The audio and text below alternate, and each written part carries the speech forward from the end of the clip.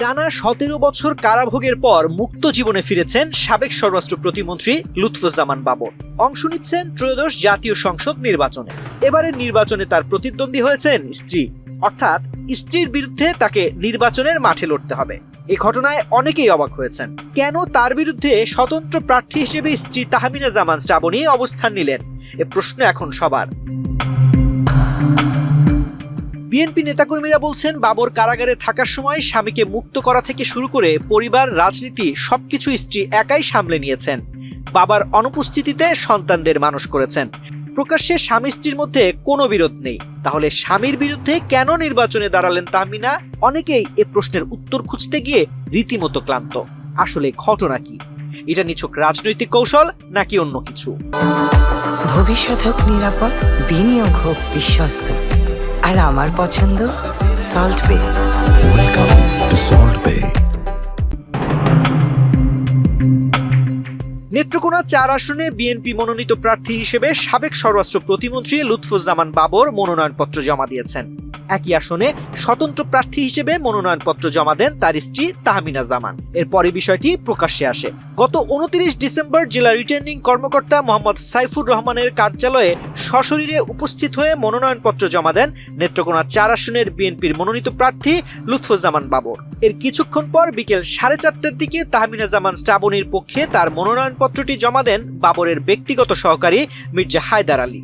এই আসনে স্বামী ও স্ত্রী উভয়ই লড়ছেন। এর আগে ২০১৮ সালের নির্বাচনে অংশ নিয়ে তাহমিনা জামান উল্লেখযোগ্য পরিমাণ ভোট পেয়েছিলেন।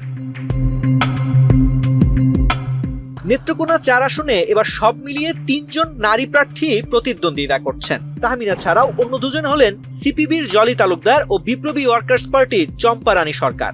এই আসনের অন্যান্য প্রার্থীরা হলেন ময়মনসিংহ মহানগর জামায়াতে ইসলামের সাংগঠনিক সম্পাদক মোহাম্মদ আল হেলাল, ইসলামী আন্দোলন বাংলাদেশের হাফেজ মাওলানা মোখলেসুর রহমান। লুৎফুজ্জামান বাবরের কাছে তার স্ত্রী তাহমিনা জামান প্রার্থী হওয়ার বিষয়ে জানতে চাইলে তিনি বলেন, এ বিষয়ে এখন কোনো কথা বলতে চাচ্ছি না, সময় হলে জানতে পারবেন। মূলত এ ব্যাপারে বাবরের নীরবতা নেতাকর্মীদের মধ্যে সন্দেহ বাড়িয়ে তোলে। সবশেষ জানা গেছে, মূলত রাজনৈতিক কৌশলের কারণে নিজের বিরুদ্ধে স্ত্রীকে প্রার্থী করেছেন সাবেক স্বরাষ্ট্র প্রতিমন্ত্রী বাবর।